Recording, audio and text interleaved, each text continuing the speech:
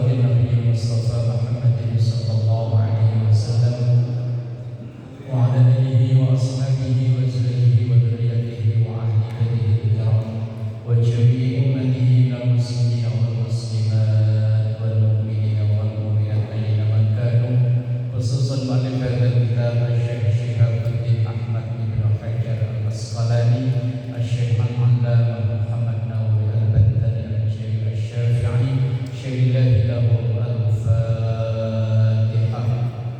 A'udzu billahi minasy syaithanir rajim. Bismillahirrahmanirrahim. Alhamdulillahi rabbil alamin. Arrahmanir rahim. Maliki yaumiddin. Iyyaka na'budu wa iyyaka nasta'in. Ihdinas siratal mustaqim. Shiratal ladzina an'amta 'alaihim ghairil maghdubi 'alaihim waladdallin. Amin. Summa qala an-nabiy sallallahu alaihi wasallam. Itu ya bagian. Bismillahirrahmanirrahim. Qala Syekhul Mu'allif rahimahullahu ta'ala wa nafa'ana bihi wa bi 'ulumihi fid dharain. Amin. Summa qala an-nabiy sallallahu alaihi wasallam li Iblis.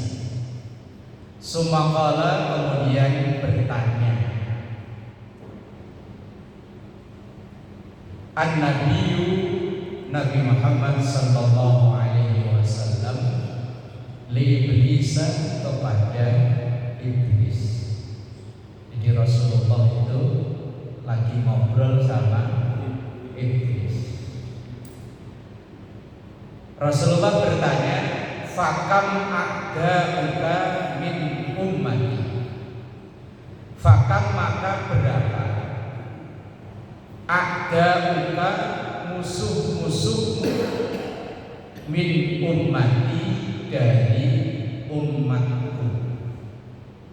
Kalau kemarin Nabi bertanya siapa temanmu, sekarang ganti Nabi bertanya siapa musuh. Qala, menjawab. Tadi qala yang depan dimaknai bertanya, qala yang kedua dimaknai menjawab. Sama-sama qala.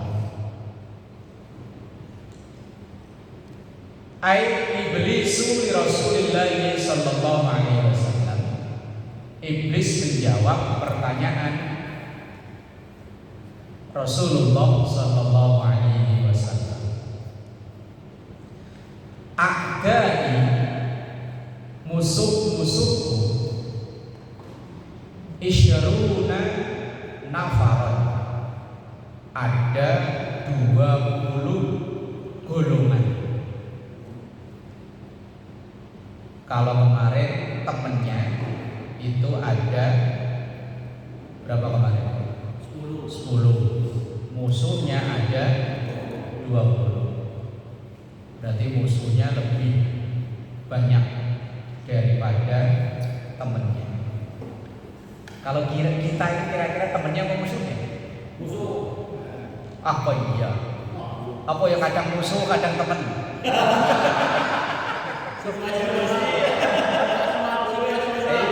Kita itu musuhnya Iblis apa temennya? Ya dua-duanya ya.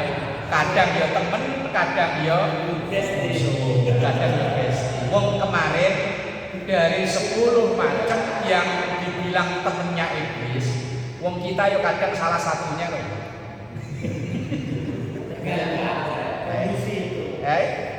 Ya tergantung kondisi, ya kadang temen, ya kadang musuh. Khawatirnya pas lagi temennya mati. Aduh. Pas lagi jadi temennya mati. Awaluhum, yang pertama, yang paling utama musuh Iblis itu anta, engkau ya Muhammad, wahai Rasulullah sallallahu alaihi wasallam. Musuh utamanya Iblis itu Rasulullah sallallahu alaihi wasallam. Fa inni, maka sesungguhnya aku abghiduka, sangat membencimu. Gedek iblis juga sama Rasulullah, gedeknya ada keturunan.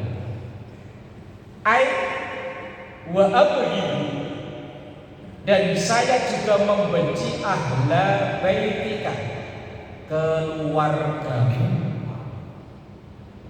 Siapa keluarganya Rasulullah? Keluarga besar, warga villa mahkota. Siapa itu? Berarti semua warga villa mahkota. Lah yang diakui keluarga Rasulullah, kullu taqiyyin, setiap orang yang bertakwa. Kalau secara nasab, ya tentu yang ada darah dengan beliau. Saudara itu kan ada saudara senasab, ada saudara senasib. Kita yang tinggal di villa mahkota ini kan saudara senasib ya. Sama-sama terdampar di perumahan mewah, mepet sawah. Lah kalau yang senasab tentu yo keluarga, istri, putra putri, cucu terus sampai sekarang. Itu keluarga yang secara nasab. Lah yang secara nasib, yang seiman tadi, kullu taqiyyin. Itu yang pertama. Musuh Rasulullah paling utama itu adalah musuhnya iblis paling utama itu adalah Rasulullah sallallahu alaihi wasallam. Yang nomor dua, wal alim, orang yang mengerti, al amilu, yang mengamalkan, bil ilmi, dengan ilmunya. Orang alim yang ngamalin ilmunya. Lah orang alim yang gak ngamalin ilmunya, ya kebalikannya, temennya. Sabar. Nasihatin orang sabar. Begitu habis ceramah sendalnya hilang. Lah kok marah-marah?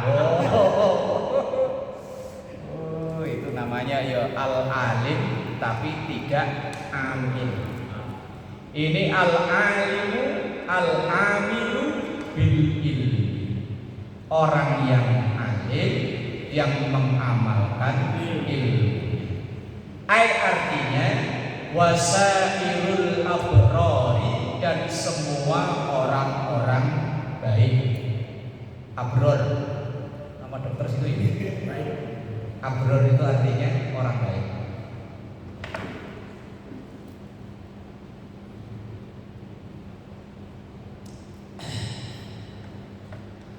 Wahamilul Quran,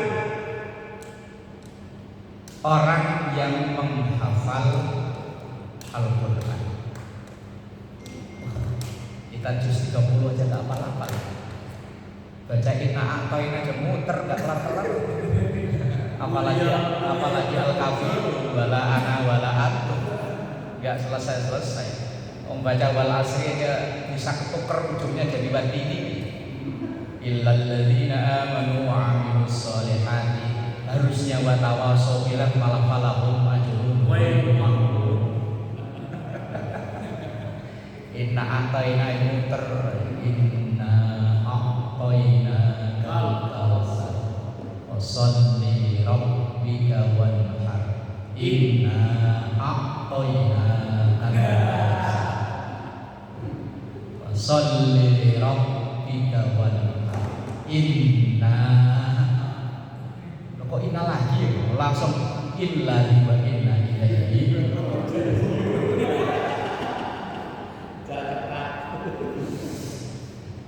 Wa hamilul Quran ay hafizuhu, orang yang menjaga Al-Quran, artinya menjaga dengan hafalannya. Quran ini mulai dari pertama turun sampai sekarang gak ada yang berubah. Itu karena banyaknya orang yang menghafal Al-Quran, sehingga salah cetak sekalimat, jangankan sekalimat, sehuruf pun ketahuan, karena betapa mudah dihafal. Inna nahnu nazzalna dzikra wa inna lahu lahafizun. Sementara kitab suci agama lain menurut kesaksian almarhum Dr. Yahya Waloni yang mantan pendeta itu, kata beliau, sehebat apapun pendeta nggak ada yang bisa menghafal Injil. Tapi Quran, anak yang syaratnya nggak normal aja bisa ngapalin. Yang dulu saya itu yang kagum itu ibunya, cara didiknya gimana.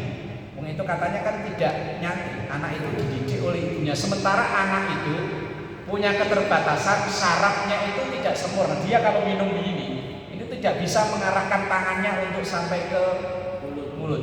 Tapi Quran apal. Yang dulu di RCT itu, yang Naja apa namanya? Yang kemarin didatangin di sini di HM. Itu ya Allah, itu ibunya ketika diwawancara ibu, yang orang-orang pada nangis, ibu ngajarin anak ini gimana caranya? Kita ngajarin anak normal aja pusing.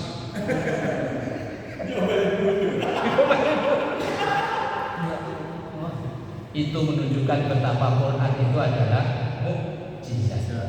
Terus saya pernah nonton di YouTube, ada ibu-ibu mulai belajar ngaji itu semenjak dia pensiun jadi guru, sekitar 50 berapa gitu, 56 atau 57. Itu dia baru belajar ngaji dan Iqra. Setelah 7-8 tahun, bukan hanya bisa baca Quran, hafal. Kita ngapalin kita apain aja yang muter tadi. Asal ngapalin, asal ketemu ujungnya kok mirip.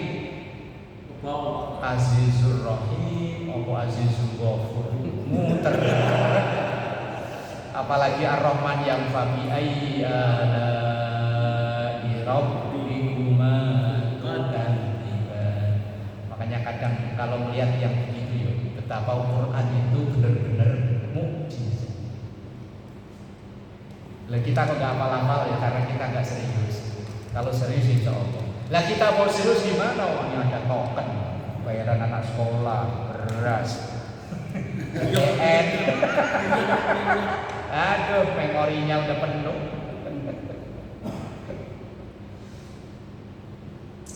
Idza amila bima fihi, ketika hamilul Quran itu amila mengamalkan bima fihi dengan apa yang ada dalam Al-Quran. Qala bersabda sallallahu alaihi wasallam Rasulullah sallallahu alaihi wasallam, hamlatul Quran, para penghafal Quran, urafa'u ahlil jannah, populernya penduduk surga. Berarti selebritisnya penduduk surga itu para penghafal Quran. Nah, kita gimana ya? Juz amma wa duha ke bawah dia enggak hafal. Kalau wal asri ke bawah apa lagi? Wal asri loh, wal asri ke bawah. Ya kalau enggak ya terkenal. Yaumal qiyamati, di hari kiamat. Wasyuhada'u, orang-orang syahid. Kiwatu ahlil jannah. Kiwat itu kalau ada rombongan, dia ketuanya, ketua rombongan. Itu namanya apa? Komandan. Ya gitulah, terserah mau ditulis apa ya. Kepala regu. Surga itu kan dalam surah Az-Zumar itu kan begini, wasiqal ladzina taqaw rabbahum ilal jannati zumara. Bahwa orang nanti masuk ke surga itu zumara. Zumara itu rombongan. Berarti enggak sendiri-sendiri. Rombongan. Lah kita nanti mau gabung rombongannya siapa?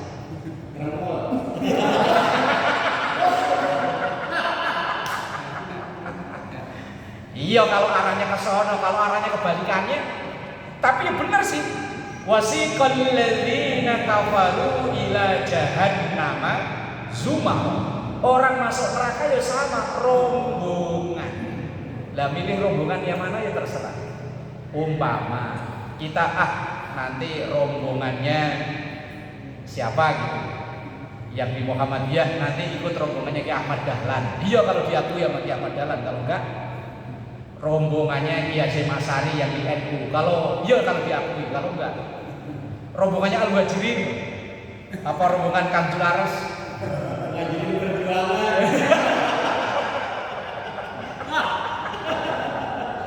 Yang penting diakui. Kalau nggak diakui lo repot. Saya ikut ya, siapa lu? Khawatirnya begitu. Iya, ngaku rombongannya Kang Julares, kalau ya nggak pernah jamaah di situ. Ngaku rombongan Al-Muhajirin juga pernah jamaah di sono. Lah terus rombongannya siapa? Padahal orang masuk surga itu di Quran loh yang ngomong ya.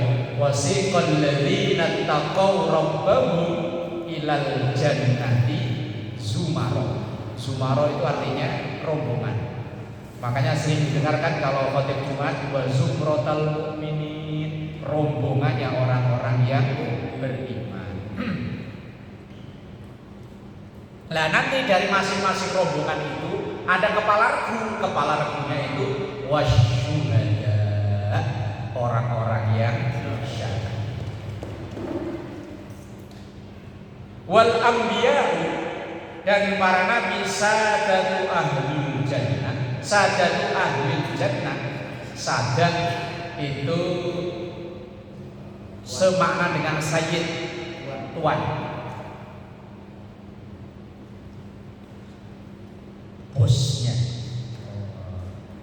Bosnya penduduk surga itu para nabi. Pemimpin rombongan orang syahid. Lah yang populer selebritisnya para penghafal Quran. Kalau kita ya makanya yang sering dibacakan ilahi lastulil firdausi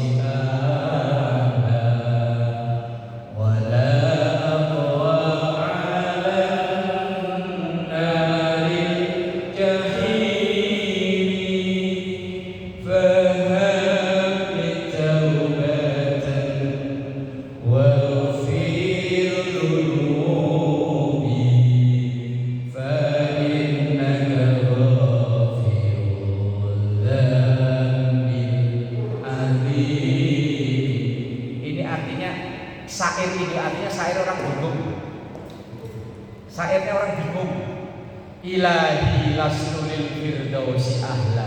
Ya Allah, saya kalau masuk surga enggak pantas. Tapi wala aqwa 'alan naril jahimi, kalau masuk neraka enggak kuat. Kan berarti orang bingung. Surga enggak pantas, neraka enggak kuat. Padahal di akhirat pilihannya cuma dua, kalau enggak surga yo neraka. Makanya kalau ada orang baca ini orang bingung. Bukan orang bingung, orang cerdas. Ngomongnya begitu tapi ujung-ujungnya faham beli taubatan wa ghafir dzunubi fa innaka ghafirud dzambil alim. Ya Allah, surga enggak pantas, neraka enggak kuat, yang penting dosaku diampuni. Lalu kalau dosa diampuni kemana arahnya? Surga. Ibarat orang mau minjem duit tapi muter aja. Dipuji-puji dulu, ngecerita ngalor ngidul, ujung-ujungnya ada 100 enggak biar silaturahmi enggak. Abu Nawas memang cerdas luar biasa.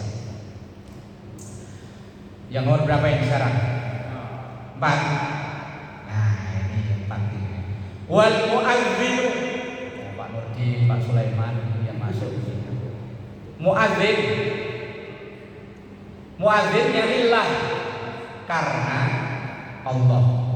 Fi khamsi shalawatin, di 5 sholat, di 5 waktu sholat. Yang adzan ini kita jarang adzan.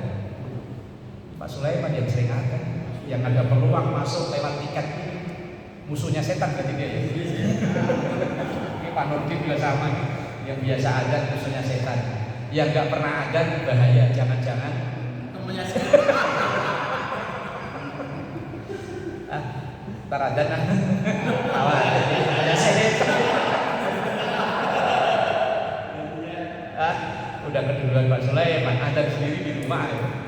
Di rumah ada pikir. Iya, rumah tersendiri.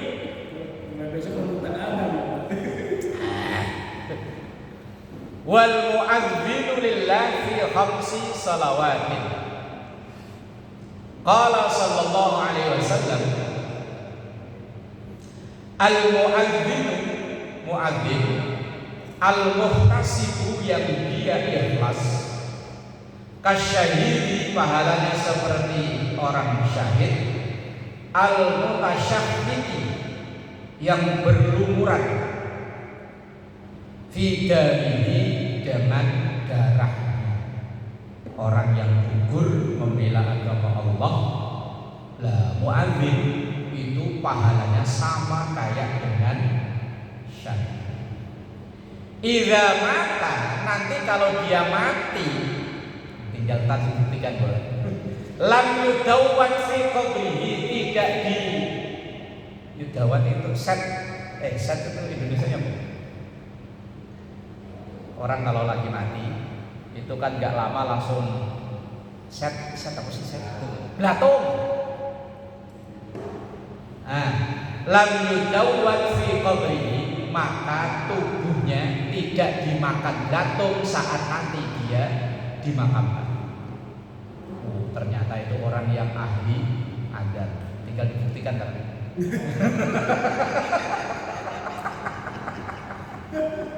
Tapi yang ngomong Nabi mosok ngapusi lah ya enggak. Tapi sering enggak ya? Saya itu pernah waktu masih SMP ya. Tapi itu jasadnya perempuan. Kalau di kampung itu kalau ada yang meninggal kan gotong royong, gali kuburan itu gotong royong. Dan gali kuburnya itu enggak kayak di sini, dalam banget.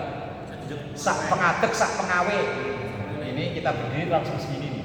Kalau di sini kan yang penting pokoknya udah bisa buat naruh ya, segini ya, setengah badan ya. Kalau di kampung kan sak pengadek, sak pengawe kalau bahasa orang kampung. Jadi kita masuk itu tangannya masih begini Pak. Nah itu ketemu kain kafannya aja masih utuh. Begitu dibuka perempuan, yo masih utuh. Padahal itu yos, berapa puluh tahun ya nggak tahu, nggak ada yang kenali, nggak ada yang tahu. Di atasnya udah nggak ada nisan, nggak ada patok. Wallahu alam keluarganya siapa, ya langsung diuruk lagi dan pindah. Wallahu alam nggak tahu, nggak ada yang tahu, nggak ada yang kenal. Lah di antaranya dalam hadis ini, hadisnya riwayat Imam At-Tabrani dari hadis Abdullah bin Umar bahwa muadzin itu idza mata lam yudawwan fi qabrihi, ketika mati, ketika dimakamkan tidak dimakan belatung utuh. Padahal begitu masuk kata belatung, waduh pesta nih, apalagi lumpuh-lumpuh begini. Lah kalau yang kurus kan kata belatung, aduh tulang. Makanya adzan bor biar belatung gak doyan. Ai al-mu'adzinu artinya orang yang terbiasa azan, allazi arada bi adzanihi, yang dia mengharapkan dari azannya itu wajhallahi, hanya ridhonya Allah. Lahu, maka bagi muadzin ajrun pahala ka'ajri syahidi, seperti pahalanya orang syahid, wala ta'kuluhu, dan tidak memakannya al-ardu, jadi bumi tidak menghanguskan jasadnya muadzin. Kalau yang enggak biasa azan ya kayak lagunya Ida Laila, terhimpit bumi. Teh, gimana lagunya Teh? Dan terbakar api.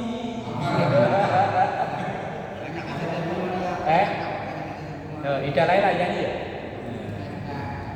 Hancur lebur tulangnya. Ini lagu ini enggak berlaku untuk muadzin. Serta hangus tubuhnya, enggak berlaku bagi muadzin. Kalau imam enggak tentu, enggak tahu ya imam.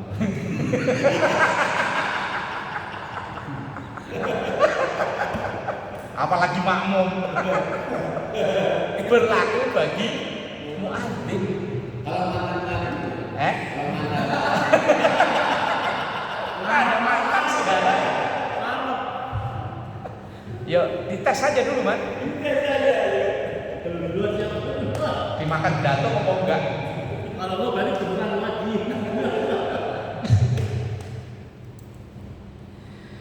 Kemudian yang selanjutnya nomor berapa? 5. Wa muhibbul fuqara'i wal masakin wal yatama. Mereka yang cinta dengan orang-orang fakir, orang-orang miskin dan anak-anak yatim. Muhibbin pencinta. Muhibbul fuqara wal masakin wal yatama. Ruwiya diriwayatkan annahu sallallahu alaihi wasallam bahwa Rasulullah sallallahu alaihi wasallam qala al-julusu duduk ma'al fuqara bersama orang-orang fakir minat tawadhu bagian dari sikap sifat tawadhu. Tapi kalau duduknya itu nunggu 5 tahunan, biasanya kan ada ya duduk sama orang-orang kismin itu nunggu 5 tahunan.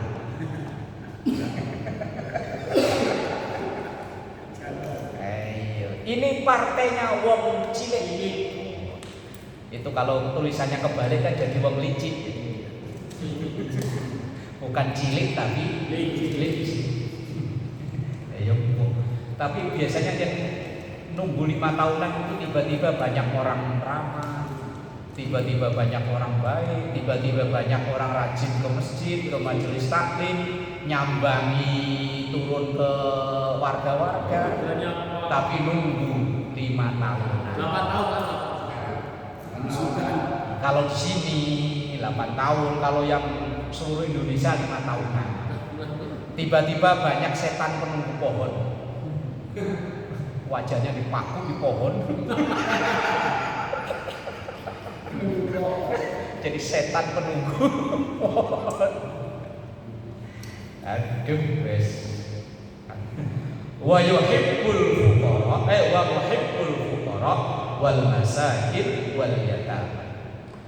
Al-julusu ma'al fuqara, duduk bersama dengan orang-orang fakir, itu minat tawadhu, bagian dari sifat tawadhu. Wa huwa, dan itu termasuk min afdhalil jihadi, termasuk utama-utamanya jihad.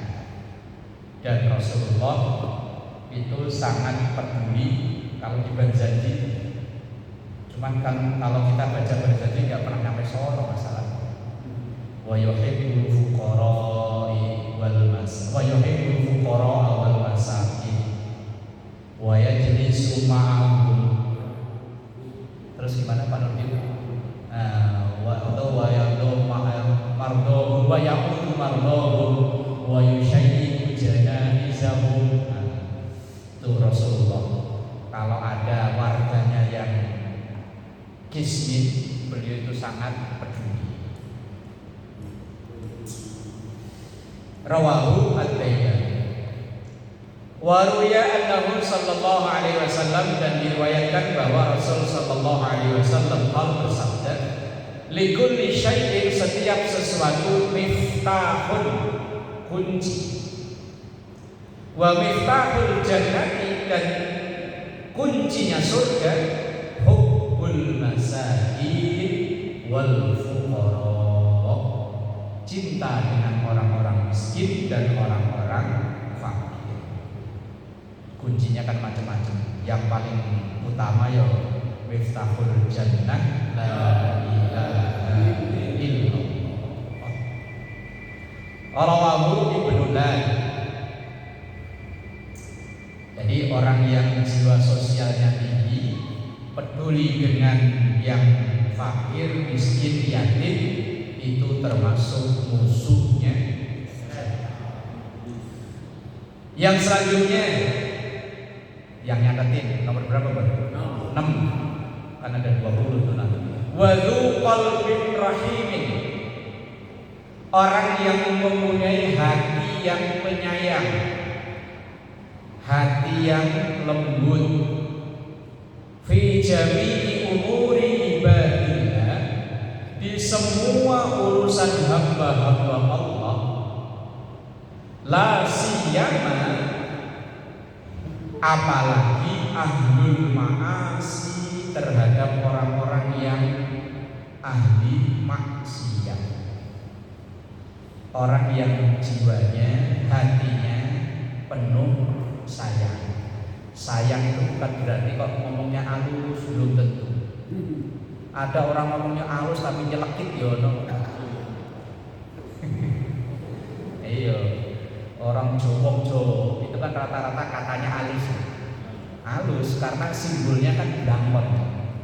Belangkon itu halus depan tapi jendol di belakang.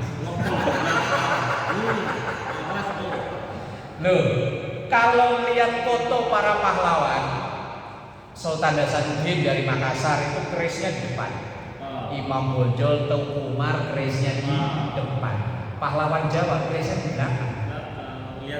Iya, kelihatan orangnya jiwa. Awas tapi belakangnya bawa keris. Ini yang ngomong orang Jawa ini. Ini kalau yang ngomong orang Betawi dibilang keras, Pak. Rasis. Ini masalahnya yang ngomong wong Jawa ini. Simbolnya belangkon, depannya rata, belakangnya. Coba kalau belangkon Sunda, kan jendolnya di depan. Belangkon Bali, jendolnya di depan. Tapi kalau belangkon Jawa, belakang. Hati-hati.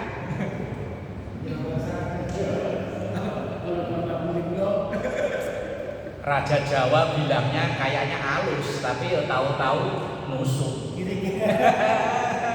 Belangkon loh. Kerisnya di belakang. Coba kalau yang lain, keris di depan. Pokoknya iya ya iya, enggak ya enggak. Keris di depan. Kalau di belakang itu depannya kayaknya iya, belakangnya enggak.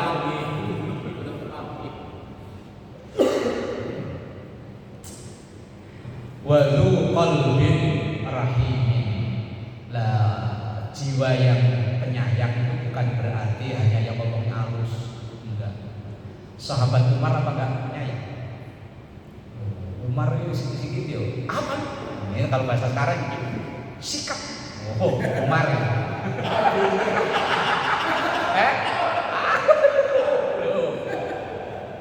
Rasulullah itu milih sahabat 4. Itu karakternya semuanya beda loh. Abu Bakar itu orang sepuh, kalem, lembut, pokoknya penyayang. Kalau ada apa-apa, tenang. Abu Bakar. Ada yang Umar, pokoknya apa-apa, salam olahraga. Oh, yuk perlu begitu, model begitu perlu. Kalau nggak ada yang begitu, nanti Islam diinjek-injek. Salam olahraga. Umar itu ada yang macam-macam, pokoknya langsung pedang sep, penggal. Ada Badui baru turun dari pedalaman, karena dia nggak tahu hukum kan, kencing di masjid. Hadisnya sahih ya. Kencing di masjid. Kira-kira loh, kita ada orang kencing di masjid, kita nggak kenal orang itu siapa. Orang itu siapa itu?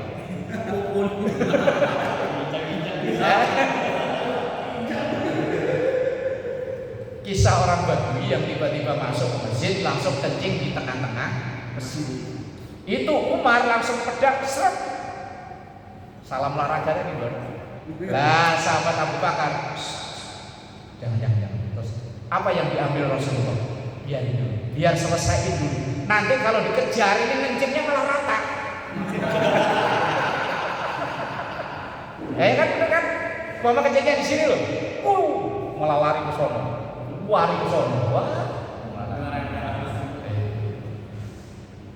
Ada Utsman itu kalem, nggak banyak komentar, tapi tiba-tiba duitnya yang main. Utsman itu perlu Utsman. Kalau nggak ada Utsman, bangunan masjid nggak jadi. Masjid kok ustadz semua ya Al-Fatihah. Nggak laku.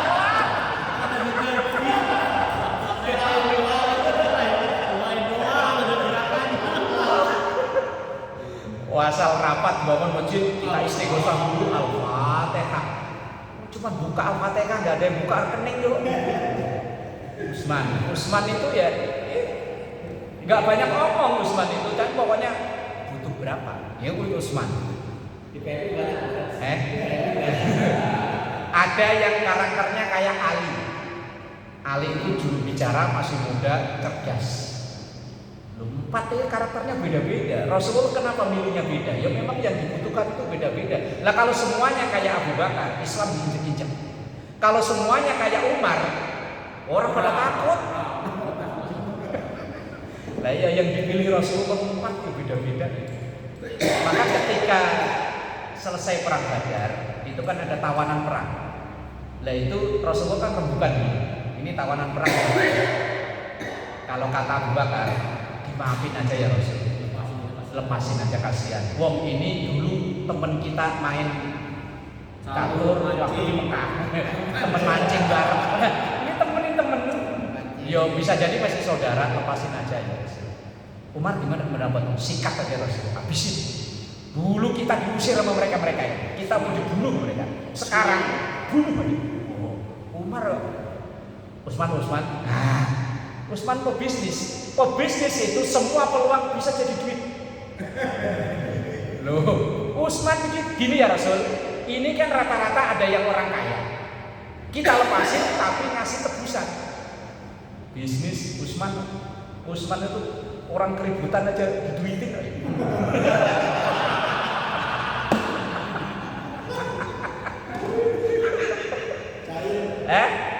Loh, otak-otak bisnis itu melihat apa aja peluang itu jadi duit. Tapi ada yang karakternya kayak Ali. Kalau Ali gini ya Rasul, ini kan sahabat kita ini banyak yang buta huruf. Nah mereka kita bebaskan dengan syarat dia ngajarin otak-otak akademisi. Beda dengan otak Usman pokoknya duit. Kalau Umar sikat, kalau Abu Bakar maafin. Kira-kira 4 orang ini kalau rapat berantem nggak?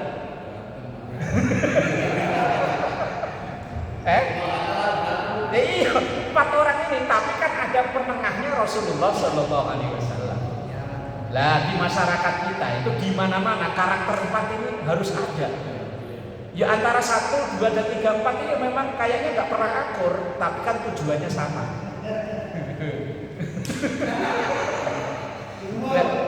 Kita di posisi yang mana ini?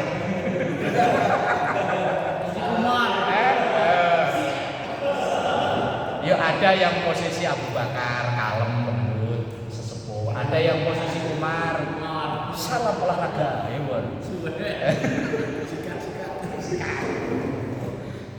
semua dibutuhkan. Pemain bola itu yang ada yang di paling depan, ada yang paling belakang. Kok sampai ke situ apa sih? Orang yang mempunyai hati. Lah apakah Umar itu tidak penyayang? Penyayang, cuman memang punya cara yang berbeda. Ada orang yang sayang anaknya terus, ada yang sayang anaknya ditabogin dadain. Enggak sholat.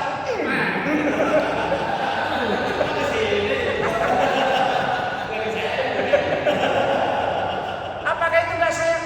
Saking sayangnya sama anak, jangan sampai anak ini ninggalin sholat. Lah orang kan punya ide, ada yang anaknya ayo bangun sholat terus. Ada yang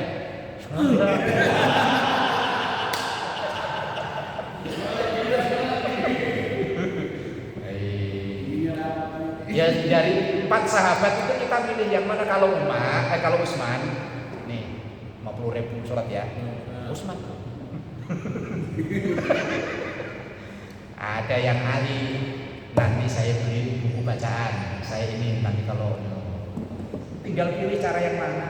Semuanya yo sayang, cuma caranya yang berbeda. Jangan dikira kalau Umar itu nggak sayang. Wal mutawadhi, dan orang-orang yang tawadhu. Bener kan? Lil haqqi, dalam masalah kebenaran.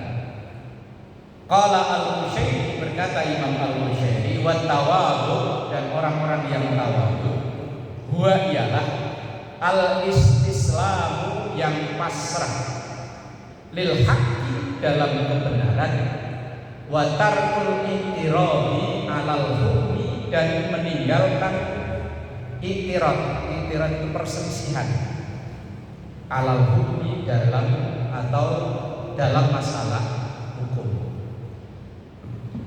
Wes sebisa mungkin menghindari perselisihan. Perbedaan itu keniscayaan pasti, gak mungkin tertolak, gak mungkin gak terjadi perbedaan. Lah sehebat-hebatnya orang yang tidak memperluas perbedaan, tapi tetap mencari persamaan. 4 sahabat Rasulullah itu semuanya berbeda, tapi punya tujuan sama. Ya kayak kita nih lah, punya peran berbeda, punya karakter berbeda, tapi tujuan sama.